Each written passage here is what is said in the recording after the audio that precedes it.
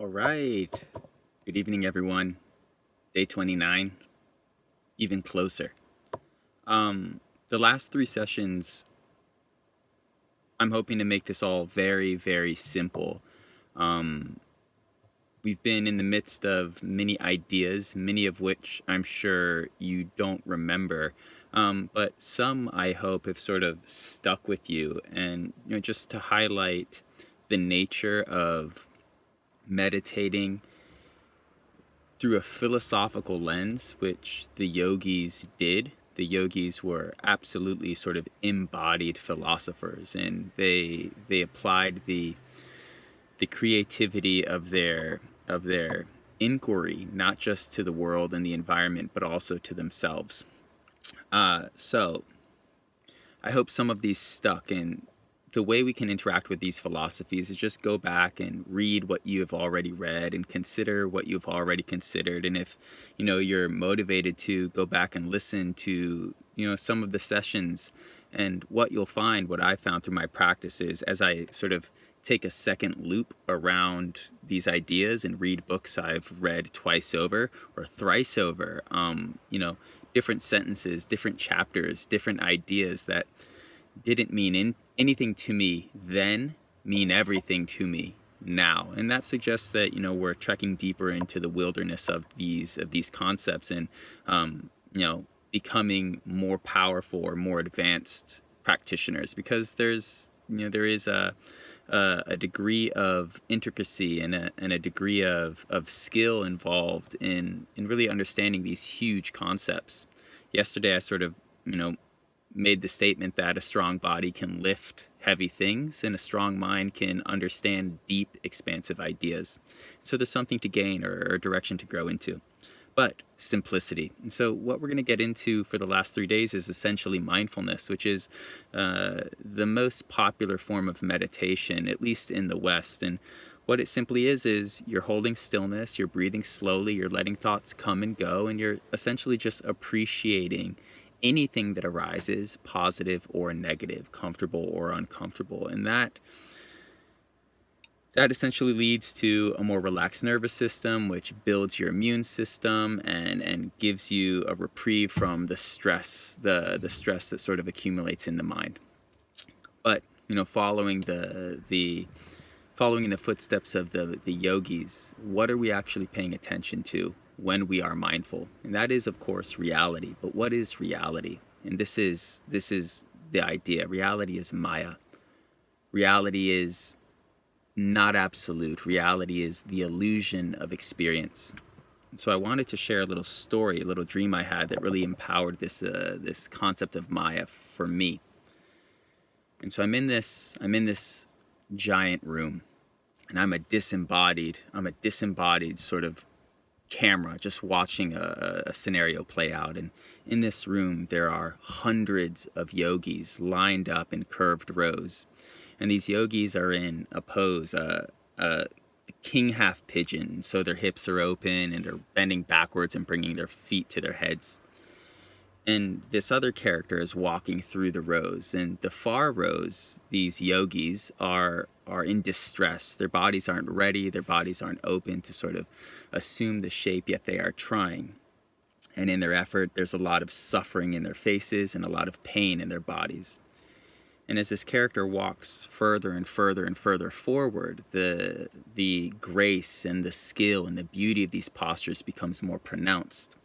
And at the very first row, this character looks, and me, this disembodied camera, sort of pans into what the character is observing, and he looks at the most beautiful king pigeon, and in the eyes of this practitioner, there's still a single tear. There's still the drop of suffering, which is the concept of Buddhism, and a necessary idea to appreciate within ourselves if we need to meditate powerfully. Even when things are perfect, there is still a little bit of discontent, a little bit of dissatisfaction. And so at this point, this character walks up some stairs, opens into a balcony, and watches a star being born. Then all of a sudden, I wake up and I see a star being born, and it's more beautiful than the dream. And I'm thinking, as I'm watching this star being born, How can what's real be more beautiful than a dream? Dreams are the most beautiful thing there is. And then all of a sudden, I actually wake up and I'm staring at my ceiling and it's daytime. And so it's this dream within a dream experience. And as I'm laying in my bed, all of a sudden the idea of Maya emerges. And it's that when we are immersed in the experience of our lives, we think it is real. But if we wake up to a higher dimension of reality, something that we feel is more real, we often think that the unreal thing, the dream, contains more beauty, more wonder, more adventure, more magic. And it's only until we learn to appreciate mindfully the experiences that we have that we can see that this reality, which we are so used to and comfortable with, is actually the dream. And this is sort of the whole point of contemplating Maya and being mindful, is we learn to appreciate reality as a dream. And so with that, what is Maya constructed through? The yogis didn't just sort of sit openly without thinking. They analyzed the constructs of this dream reality, this always changing dynamic experience. And they found that the two eyes of Maya, so to speak, are time and space. And this is what we're going to observe specifically today. As you hold your stillness, as you feel the tingling sensations of your body, I want you to consider, and I'll cue it, that you are on the timeline of infinity. There are 16 billion years behind you, and there is just as many years ahead of you. And if you just take a second to actually consider that, you will feel time behind you and ahead of you. You will feel your small position in this infinite experience. And then the same can be said with space. If you take a second to apply your intelligence and your awareness to the fact that there are infinite miles of space to the left and to the right of you, above you and below you, you will actually feel the magnitude of this dream, of this ephemeral, transient, evolving experience that we think we know.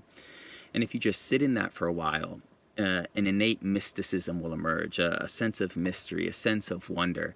And this is sort of the hope that we can actually access a state of wonder while sitting down in our homes. The more we feel our bodies, the more committed we are to thinking while feeling, the more true it becomes. And by the end, maybe not today, but by the end of a committed practice, the dream of reality will be the only thing you sense.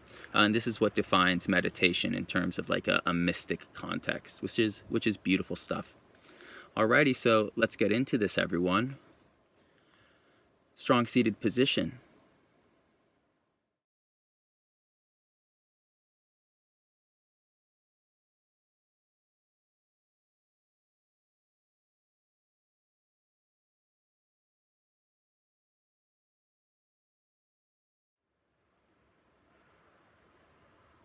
And find this balance between technique and no technique.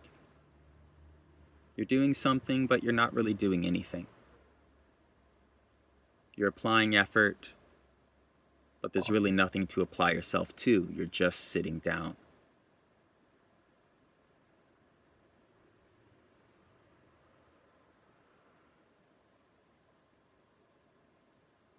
Slow down the breath, breathe deeply into the belly.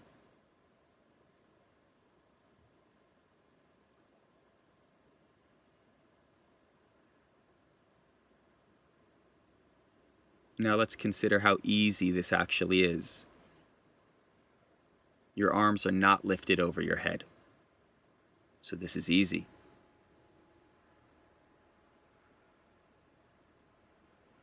You're not laying down face first on the floor. So this is easy.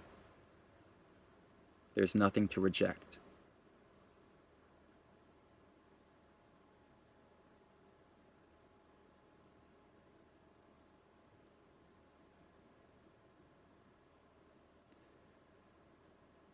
Meditation is mystical. And to meditate seriously defines you in some way as a mystic. Mysticism is derived from the word mystikos, mystery, something secret, something hidden. It's also derived from the word mystes, which means to be initiated. Meditation as a mystic art suggests that you are initiating yourself by learning techniques, studying philosophies, and practicing them to recover something that is not obvious. And that something is a more expansive and open understanding and relationship to reality.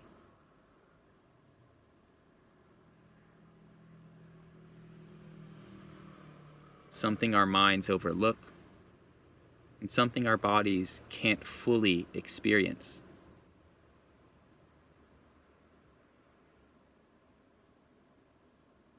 So take a couple moments to consider, appreciate, and maybe even feel that through what you're doing right now, through meditation, you can open your awareness into the world you know to see it in a different way, in a way that proves more inspiring and more awesome. Slow down the breath.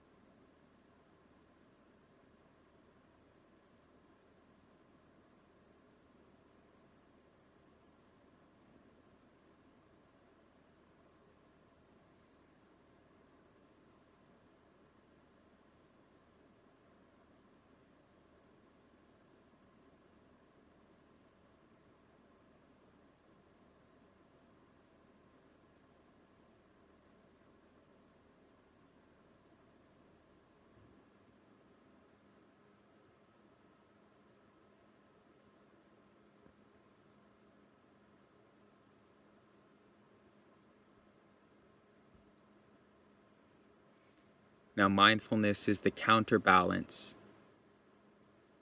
to the philosophical intricacies of yogic meditation, to the physical austerity and technicality of yogic meditation. But the two can exist simultaneously.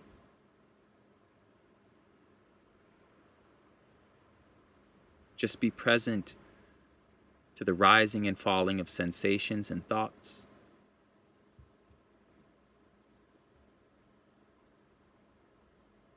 Without following them or entangling yourself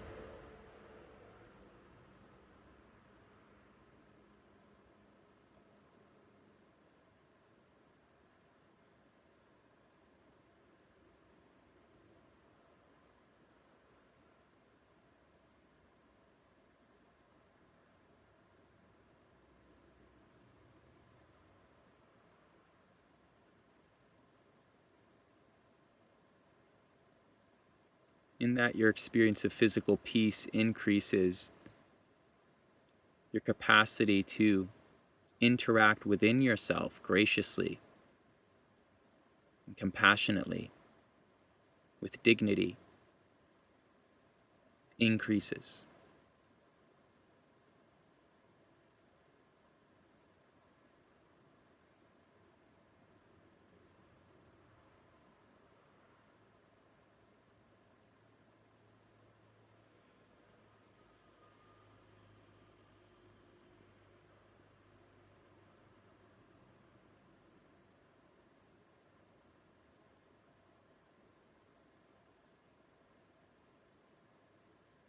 And so now the stage is set.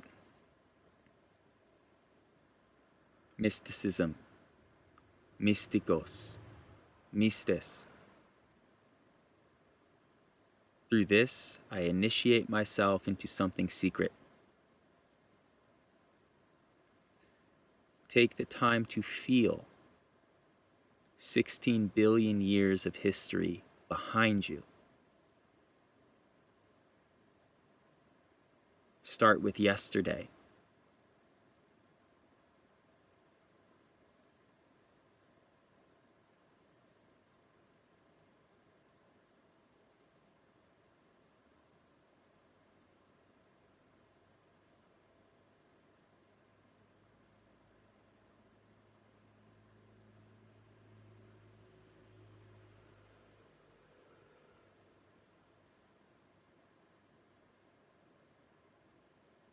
and at the same time feel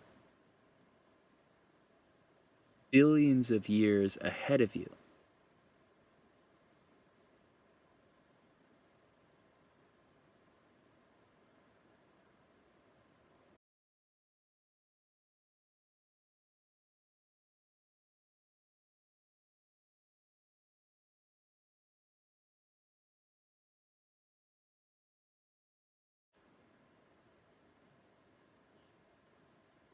Your territory on that timeline is infinitesimal.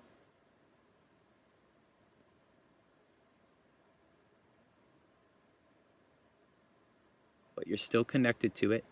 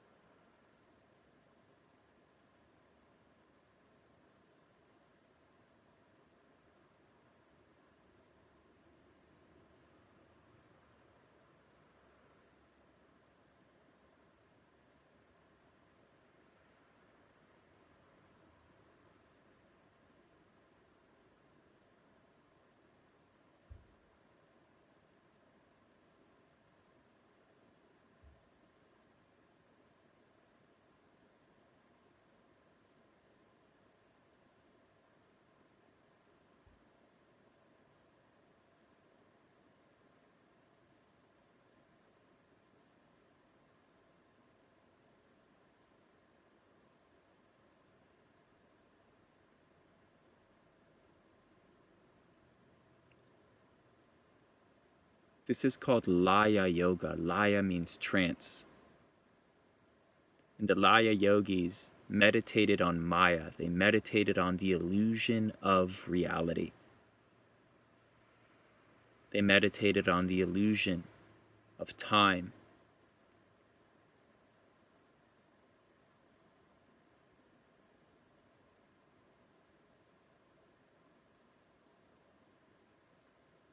Like waves moving from the future into the past, they allowed themselves to be hypnotized by it.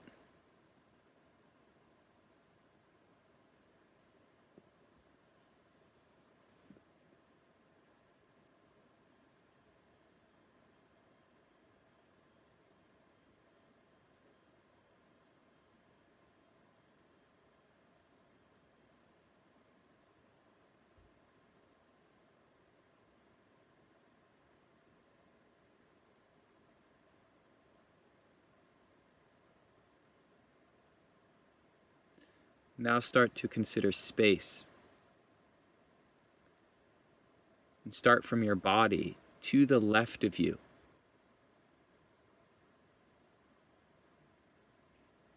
There are light years of space. Millions upon millions of miles. Right next to you.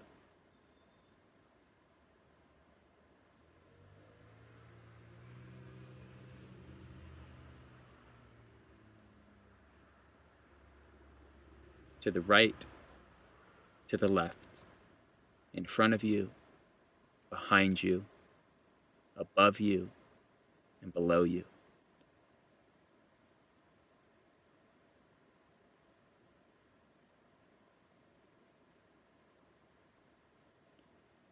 And when you breathe more deeply, you swell into these directions.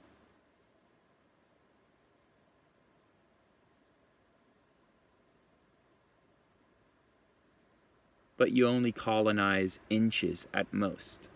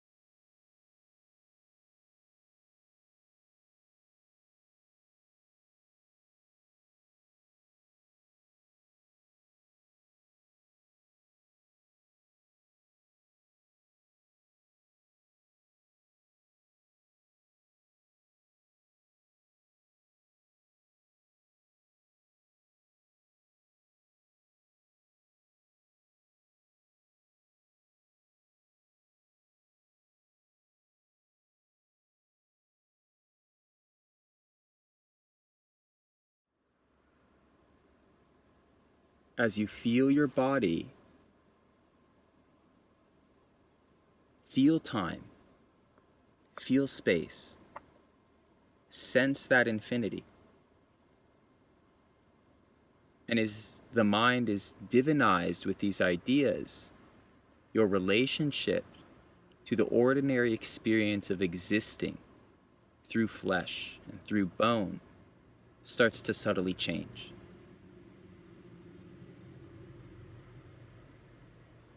And it is beautiful, meaningful, enriching.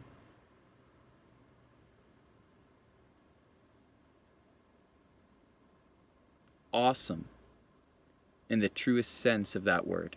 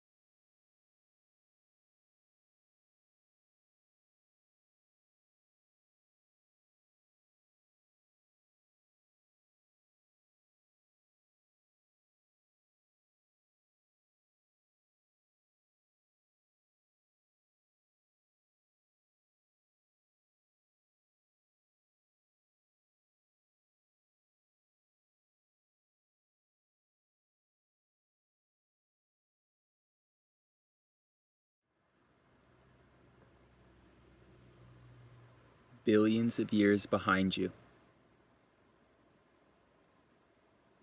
Even though the past is inaccessible to us, it's right there. At least it was right there. Billions of years ahead of you.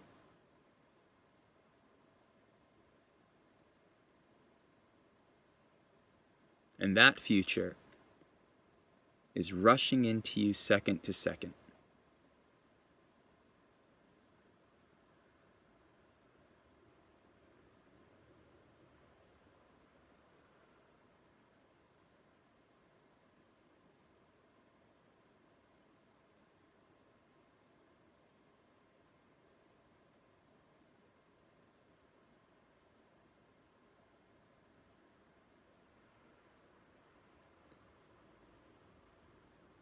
And that rip current of time is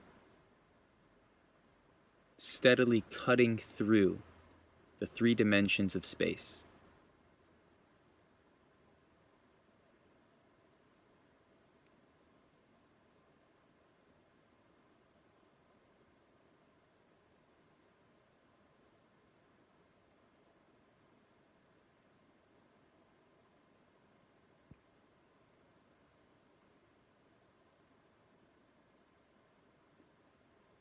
And so at this point, I hope you can feel what the Laya yogis worshipped, the trance of this physical dream.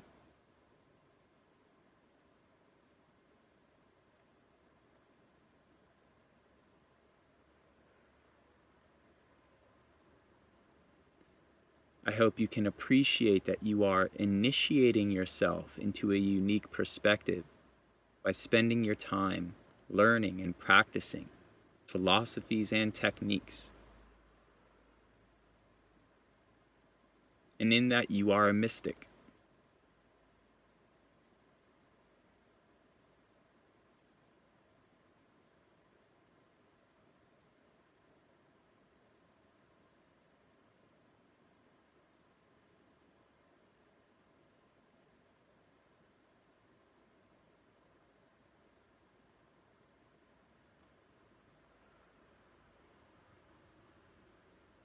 And so consider at this point this dream that you yourself, while practicing, are walking through the center row,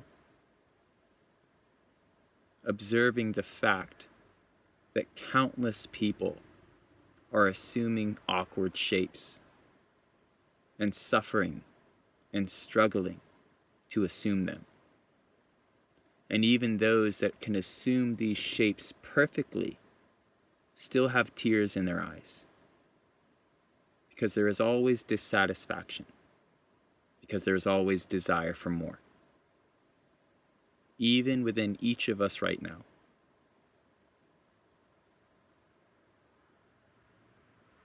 But when we are mindful, present, and open-minded, we can ascend this staircase and see the heart of it.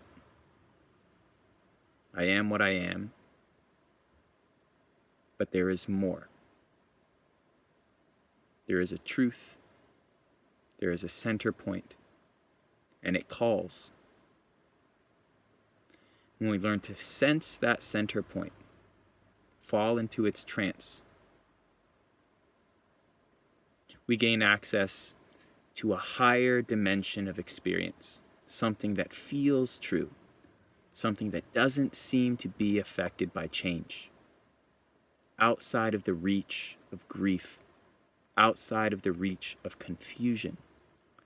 And so spend 1 minute here considering that.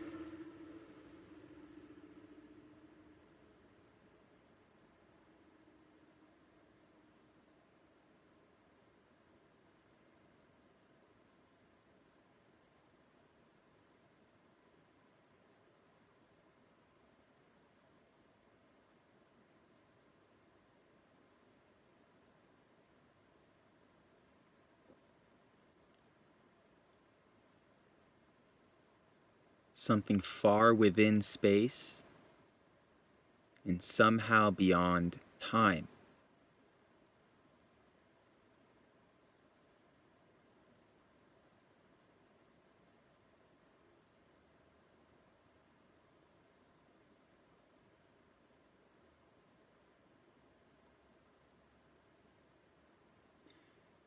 Slowly bring your hands to heart center, increase your sincerity.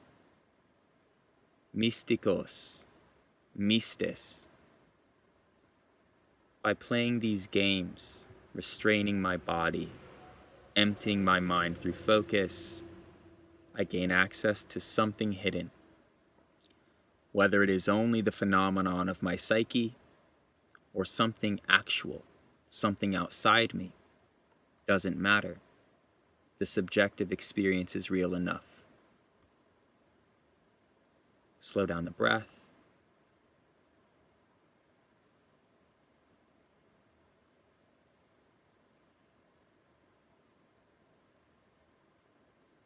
Thumb knuckles to third eye center.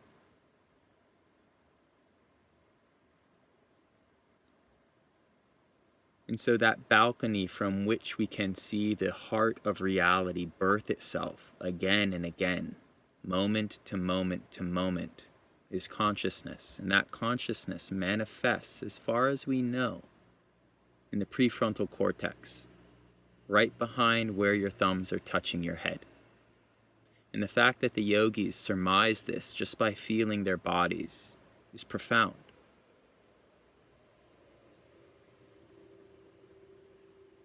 So stand on that tiny balcony and see the star of the world birthing itself. That star includes your mind, your thoughts, your body, your life, and the infinities of time and space. Take one more exhale, hold the breath. Release your wrists to your knees, tall spine. Hold for as long as you can. When you need to inhale slowly through the nose, and again hold the breath.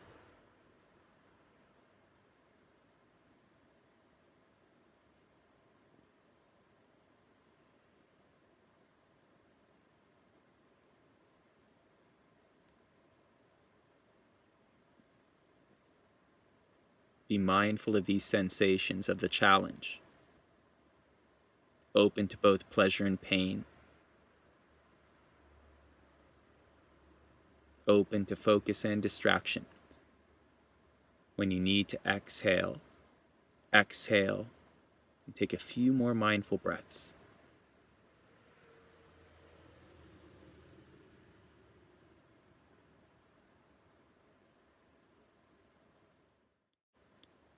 Now, before you open your eyes,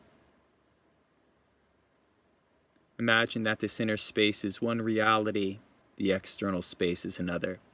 And as your eyes open, you wake up from one dream to another.